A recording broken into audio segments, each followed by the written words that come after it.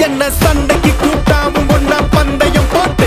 நான் அம்பைய போல வந்தண்டி மன்னிப்பு கேட்டு அப்பையும் வீட்டுல கொட்டுக்க போறாங்கல்ல போலீஸ் கம்ப்ளைண்ட் முஞ்சா என்ன கூண்டுல நிப்பாட்டு நம்மளுக்கும் இருக்கு சப்போர்ட் உன்னை கூட்டுன்னு போவேன் ஜீப்ல